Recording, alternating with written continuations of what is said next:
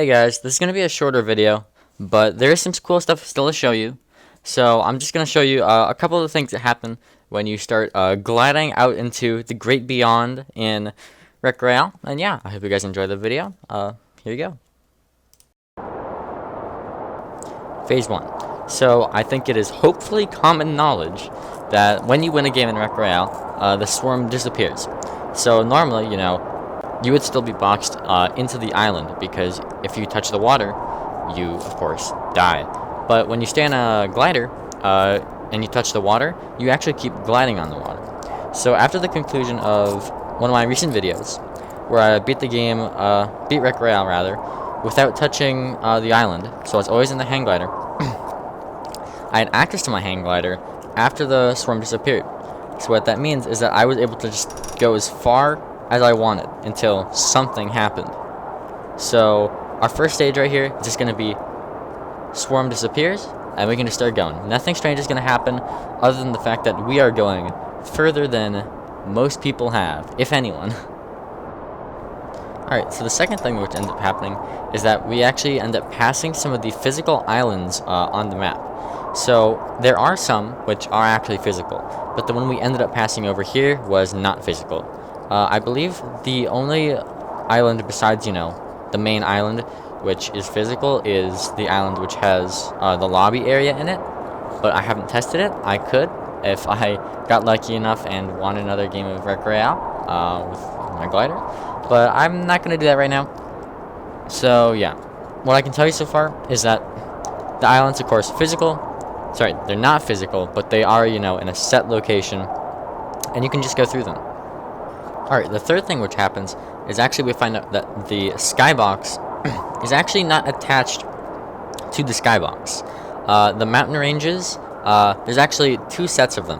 The first one which we pass right here is actually physically put into the world. It's not in the skybox, which means, as you can see here, we actually end up going through it and passing past it. And so that's actually going to be the case with a lot of other things we'll see.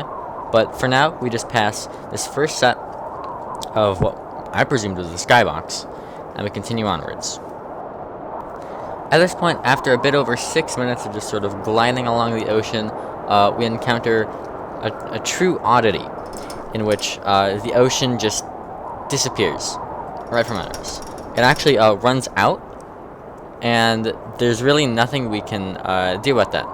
But something which you can't immediately notice yet, but you will see later, is that once we go off this water, we actually start falling. And so that's important to keep in mind for some later scenes which we will see. But yeah, just keep in mind that at this point we are underneath the water in Royale. After about 9 minutes of gliding at this point, something kind of weird happens. I actually didn't notice this until I started editing the video. Apparently we just sort of stop moving for a bit. We do start moving eventually, but we just sort of stop. And it's not because you might be thinking, it's the skybox out there, which is just too small, but it actually isn't. We are just not moving. Alright, and almost after 13 minutes of just gliding, basically doing nothing, we finally clear the clouds. So the clouds as well aren't even part of the skybox, which, if you ask me, is, really weird. Not only just because, you're passing the clouds, but in terms of game design, it's normal to have clouds and stuff be on the skybox, and I thought that's what the clouds were in custom rooms. So that might be worth investigating in the future, but for whatever reason, at the very least in the Royale rooms, there's no clouds in the skybox. It's just physically there. So there you go. And then finally, possibly the weirdest thing to happen out of all this. About 13 minutes, we've been sort of gliding. There's no ocean. There's no sky. We're basically just sailing into the void. And then one last thing happens. And our glider just says, I don't like you anymore, flipflopnoob. You've been riding me for at this point 30 minutes if we're including the game as well. I'm literally done with you. I get out of my life. And so it just leaves. no reason why. We ourselves cannot travel past, I guess, a certain point, but our glider does want to.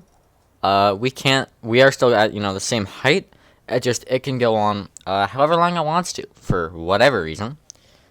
And besides that, after a bit, what happens is you can sort of steer the glider after it's away from you. You can still control it, and so you would think that's like really weird, but it gets weirder because if you turn around after like a couple minutes of doing this, you start traveling around the map really fast, like inexplicably fast.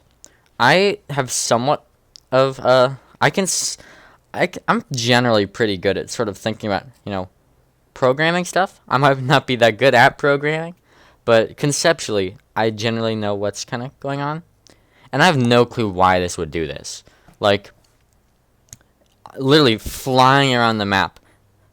Distances which took me like, 10 minutes to cross, you can just sort of like zoom by. It's really weird. And the way you move, too, also is like really weird. Because you have to move in like a circle, which makes sense in terms of like rotating your glider, but you can't move out. You have to stay in that circle.